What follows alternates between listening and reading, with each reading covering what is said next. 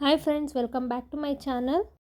ನಾನಿವತ್ತು ಸಿಂಪಲ್ಲಾಗಿ ಒಂದು ಬದನೆಕಾಯಿ ಗ್ರೇವಿ ಮಾಡೋದನ್ನ ತೋರಿಸ್ಕೊಡ್ತಾ ಇದ್ದೀನಿ.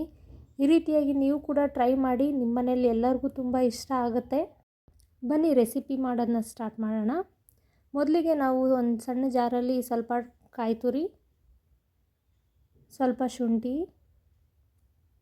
ಸ್ವಲ್ಪ ಬೆಳ್ಳುಳ್ಳಿ, ಒಂದು ಟೊಮಟೊ ಮತ್ತು ಸ್ವಲ್ಪ ಹುಣಸೆಹಣ್ಣು ಇದಿಷ್ಟನ್ನು ನಾವೀಗ ನುಣ್ಣಗೆ ರುಬ್ಕೊಳ್ಳೋಣ.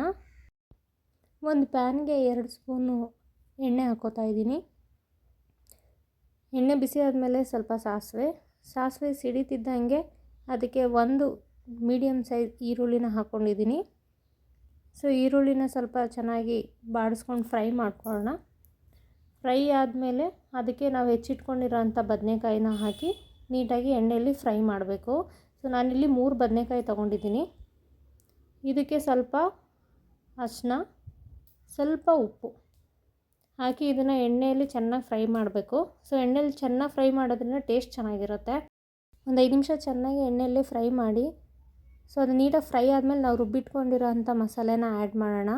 ಸೊ ಮಸಾಲೆನೆಲ್ಲ ನೀಟಾಗಿ ಮಿಕ್ಸ್ ಮಾಡ್ಕೊಳ್ಳಿ. ಸೊ ಚೆನ್ನಾಗಿ ಮಿಕ್ಸ್ ಮಾಡ್ಕೊಂಡ್ಮೇಲೆ ಈಗ ಇಲ್ಲಿ ನಾನು ಒಂದು ಅರ್ಧ ಟೇಬಲ್ ಸ್ಪೂನಷ್ಟು ಧನಿಯಾ, ಒಂದು ಅರ್ಧ ಟೇಬಲ್ ಸ್ಪೂನಷ್ಟು ಖಾರದ ಪುಡಿ, ಒಂದು 1/4 ಟೇಬಲ್ ಸ್ಪೂನಷ್ಟು ಗರಂ ಮಸಾಲಾನ ಹಾಕ್ತಾಯಿದ್ದೀನಿ.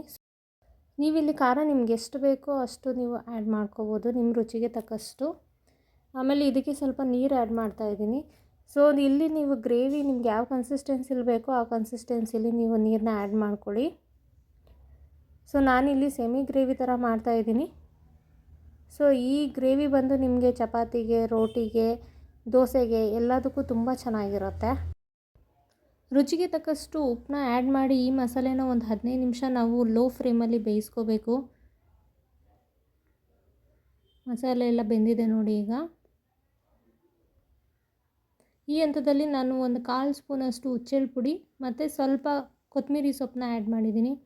ನೋಡಿ ನಮ್ಮ ಗ್ರೇವಿ ರೆಡಿ ಆಗ್ತಾಯಿದೆ. ಸೊ ತುಂಬ ಸಿಂಪಲ್ಲಾಗಿದೆ. ಸೊ 15ರಿಂದ 20 ನಿಮಿಷದಲ್ಲಿ ನೀವು ಈ ಗ್ರೇವಿನ ರೆಡಿ ಮಾಡ್ಕೋಬೋದು. ಸೊ ನೋಡಿ ಗ್ರೇವಿ ಎಷ್ಟು ಚೆನ್ನಾಗಿ ಬಂದಿದೆ. ನೀವು ಕೂಡ ಇದನ್ನು ನಿಮ್ಮ ಮನೇಲಿ ಒಂದು ಸಾರಿ ಟ್ರೈ ಮಾಡಿ ಮತ್ತು ಟೇಸ್ಟ್ ಹೇಗಿತ್ತು ಅನ್ನೋದನ್ನ ನನಗೆ ಕಮೆಂಟ್ ಮಾಡಿ ತಿಳಿಸಿ. ಸೊ ನಾನು ನಿಮ್ಮನ್ನು ಮತ್ತೆ ಭೇಟಿ ಆಗ್ತೀನಿ ನನ್ನ ಮುಂದಿನ ವೀಡಿಯೋದೊಂದಿಗೆ. ಅಲ್ಲಿವರೆಗೂ ಟೇಕ್ ಕೇರ್, ಬಾಯ್ ಬಾಯ್.